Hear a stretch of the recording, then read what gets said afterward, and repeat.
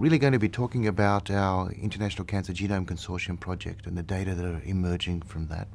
It's a team effort. Initially, we started in Australia as the Australian Pancreatic Cancer Genome Initiative with Professor Sean Grimmond, who's also now moved to Glasgow.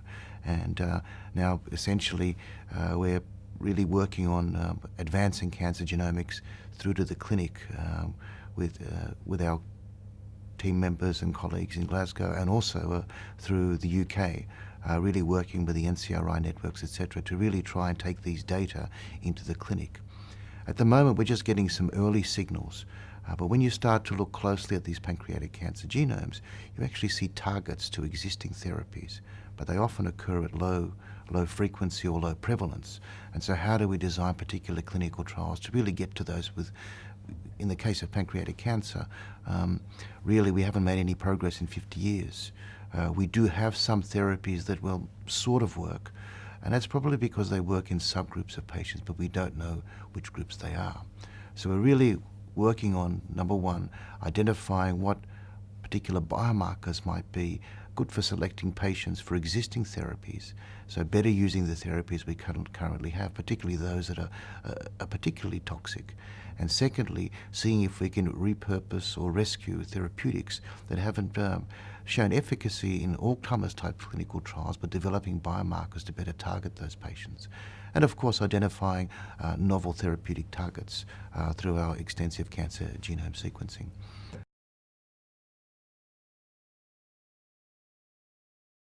So I'll be talking about really the map or the catalogue of genetic mutations we're starting to see in pancreatic cancer. We're up to about 450 pancreatic cancers at the moment, looking at what driving mutations might be driving those. But with my particular focus is really looking at what are actionable targets, or what we call actionable phenotypes, where we see good targets for existing therapeutics, where we can start to target those particular subtypes more appropriately, and some of the responses that we might be seeing already. When we designed the study initially, we did it prospectively, so that way we could track every individual patient, what treatment they received, how they responded. We couldn't intervene like you do in a clinical trial, and it wasn't really a controlled environment. But having that degree of detailed clinical data was quite important, so that we can start looking back and looking for signals. We also made mouse models from many of these samples, patient-derived xenografts and some cell lines, and we could perform therapeutic testing in those to really complement some of the signals we were starting to see in the patient data. And this starts to drive a biomarker hypothesis where we're trying to push things into the clinic.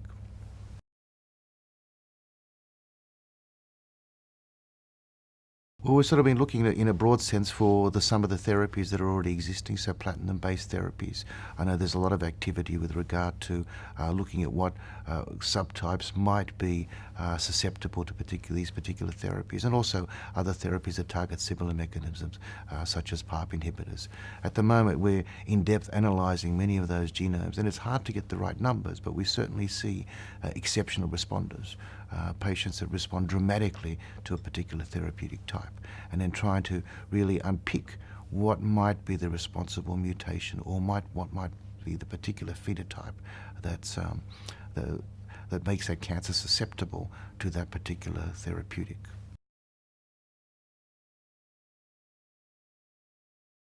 It's complex because they often receive combinations of therapies, etc. But we have some hypothesized biomarkers that we think might be relevant. But it's early days yet. And these are just really hypothesis generating to identify something that we want to test in a clinical trial. And the real challenge is, how do we do those clinical trials, and how do we do that in a current environment that really isn't geared for that?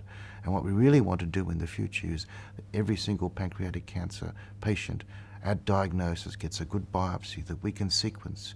We can identify a particular opportunity for a therapeutic, and give the right drug to the right patients in a clinical trial setting.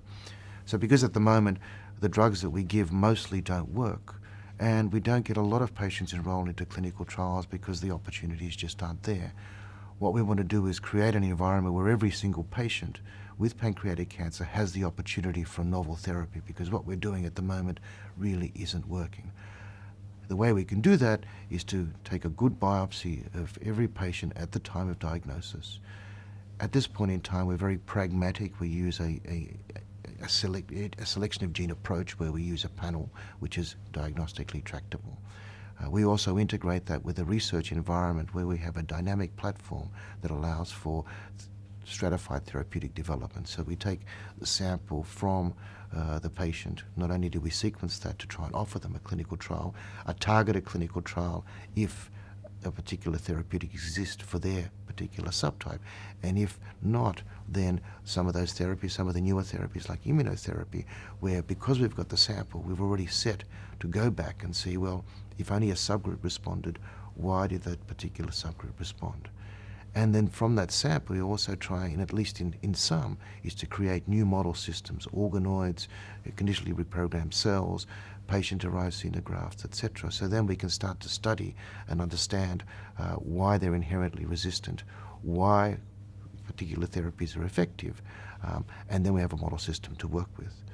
We also want to try and track these patients so when they recur, before they can be re-enrolled into this particular study, then that in that circumstance we can take those samples and do exactly the same thing. Look for a target, grow them, and start to understand clonal evolution, start to understand novel, potential novel targets that are emerging, start to identify biomarkers of therapeutic responsiveness and resistance that can help us in the clinic, but also understand biology more in depth.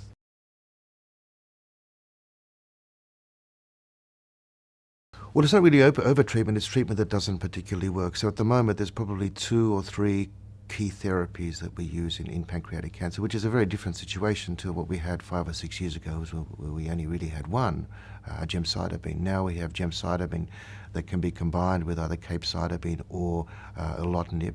And if you look at these studies, they make this much difference. It's really, basically 3 weeks or 4 weeks difference.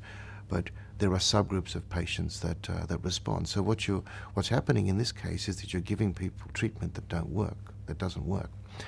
That's okay if the cancer takes a long time to progress, but usually pancreatic cancer progresses very rapidly, and you only have really one good shot. Only about half of patients get any treatment at all. Only half of those or less get a second-line therapy, and only about 10% of those get a third-line therapy. So you really got to try and get it right in the first instance. We have some newer therapies, a combination called FOLFIRINOX, and also a combination called gemcitabine plus Abraxane or nab-paclitaxel, which are options for fitter patients. But there is some associated toxicity, and again, similarly, how do you decide which treatment to give? Do you roll a dice? Do you take a guess? We need to understand which therapy we want to give first in this circumstance where the stakes are very high. So we want to introduce stratified or personalized or precision medicine for pancreatic cancer because we're not really making much progress. But the evidence we're seeing at the moment is that there's the degree of diversity of the disease, and the fact that we're seeing very small signals in clinical trials may be because we're not really targeting the right patients.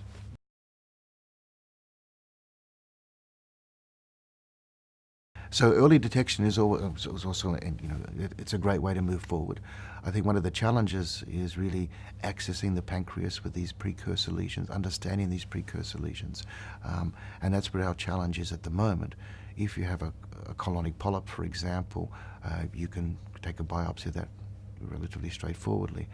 The pancreas is deep in the retroperitoneum, hard to access, hard to image, and the challenge is really getting appropriate samples. There's certainly lots of people working on it using techniques like endoscopic ultrasound, etc., to try and identify pancreatic cancer early. And we certainly do have a lead time.